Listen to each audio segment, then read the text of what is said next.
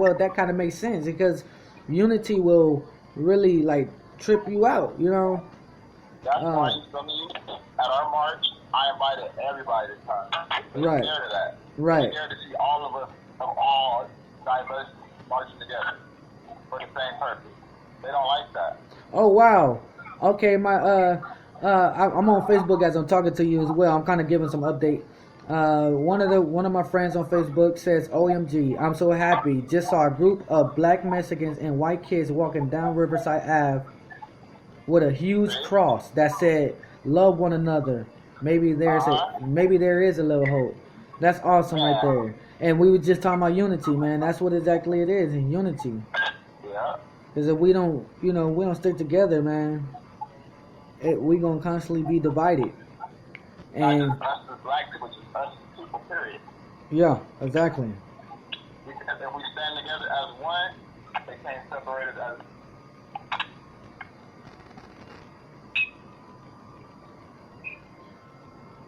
Yeah, I'm trying to kind of look up some.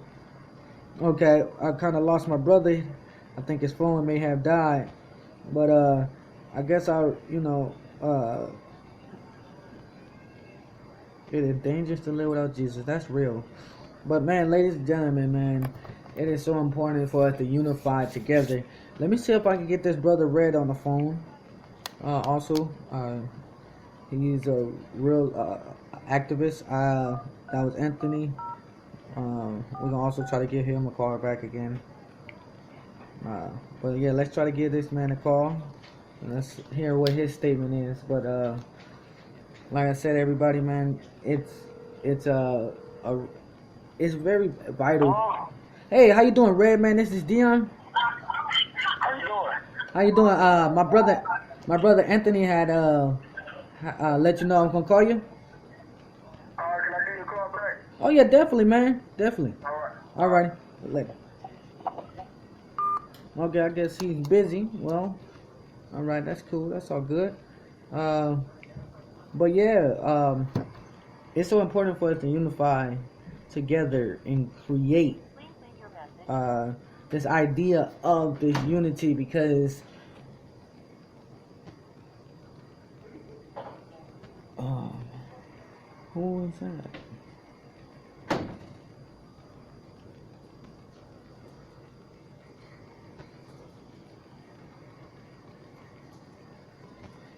Anyways, ladies and gentlemen, man, this Friday, I'm sorry, I think it's Saturday, again at 12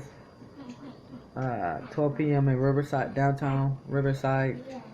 Let me look up the information. I don't want to give you guys any of the wrong information. Let me see. Give me just one moment.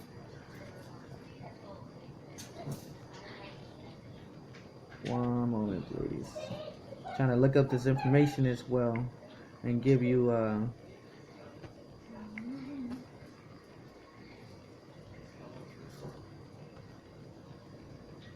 this information. I can't find it. It's frustrating. All right. Where is it? Where is it?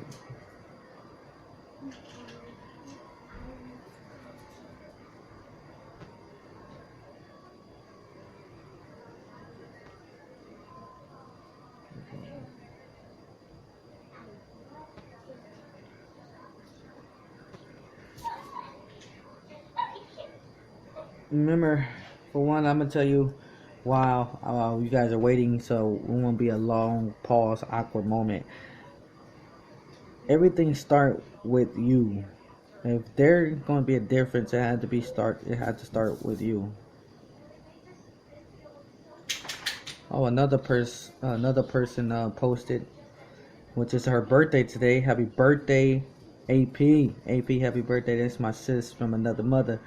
But she also puts on Facebook. She says, "Bottom line, we have to do something now, or else our kids' future will not be safe. Black kids won't be safe. Mixed kids won't be safe. Biracial kids won't be safe. Hell, a brown kid, Hispanic child could be in just as much danger as his black friend. The issue goes beyond face value, in my opinion." That's a good thought. I agree. Let's see if we can find some more while I'm looking for the information on my brother from another mother. Uh,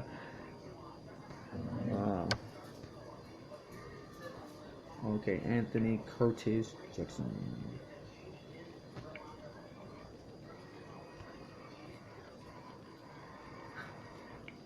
A-N-T, that's what it's spelled.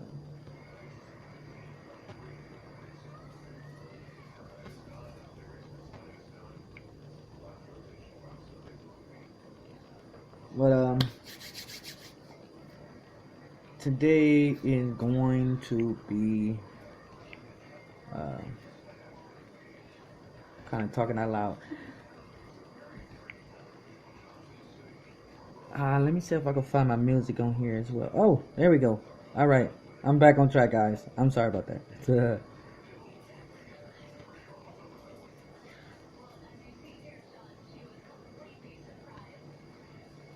I felt everything he said. Okay, let's. I'm gonna put something on play once it load up on my phone, so that way you guys can hear something. It says the game units Los Angeles Bloods and Crips against injustice. Like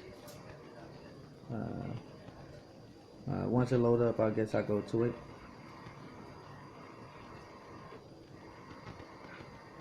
So, okay, here's the information again for Riverside March. Oh, come on. Okay. It says, so the peaceful protest is happening this Sunday at 12 p.m.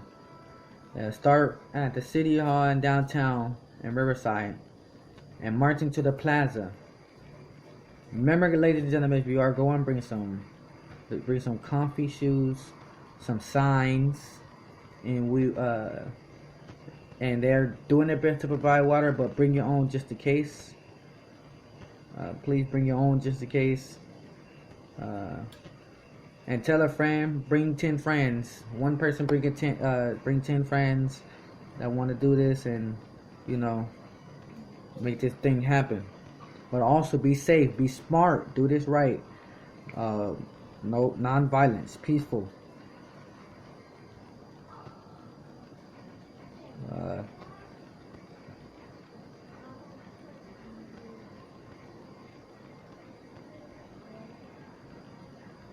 And the news will hopefully be showing that day too.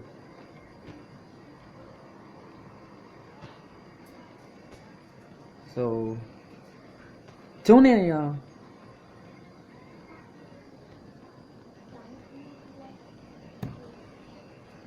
I thank you guys for joining the live podcast show today.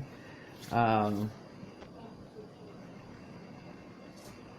hope you guys enjoyed the conversation. I know it kind of was a little off. Microphone and things are a little down right now, but for the most part, I hope you guys enjoyed the podcast. Not only enjoyed the podcast, I hope you have got a little bit of information. If I miss anything, please write to me so I can definitely reiterate what was going on. But to summarize everything, what's going on, like I said, was the march, the peaceful movement, unitizing together, and we're just talking about the incident, what happened with the male and the female and the child in the back seat with the officer killing off the black man and shot him 4 times. Now, of course, it's not right. I don't believe it. Should go unnoticed. I don't feel like all the lives that have been taken by officer. I don't believe that they should all be noticed and took care of. I don't think an officer should just get a slap on the hand and go home, and none of that. I believe that justice has to be served, not just to us as citizens, but to the people that's in the law, because a lot of times they do take the law into their own hands, and it's so difficult. And it was funny because I actually had one guy tell me, well, if you respect the law, this and that, this and that, you won't have to worry about none of that. Well, it been times I had an altercation with an officer. I'm just walking down the street. It wasn't dark or anything. I wasn't sagging. I wasn't showing no sign of aggression. I wasn't showing no sign of anything like that.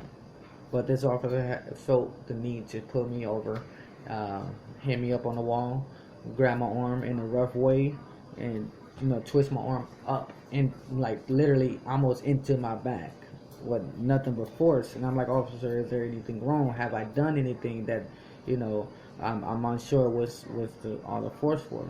And oh, only thing he could say was, you look like somebody. Well, officer, just because I look like somebody doesn't mean I'm that person. What are you doing all these cases? What is this for? Talk to me. I got the right to understand what you trying to arrest me for.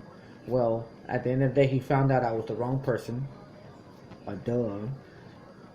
So I just feel like, it's not always just because a black man is showing violence or he's showing anger or frustration, anything like that. But I do feel like sometimes it's some of the officers that try to use force and their power to give us the idea like I'm the man. But at the end of the day, we all men. We all have the power over something. But for the most part, I don't feel like it was right or fair in a way for a man to be taken from his family. And now his daughter, or I don't know if it's a son or a little girl that was in the car, but whether or not the child doesn't have a father because of this idiotic cop.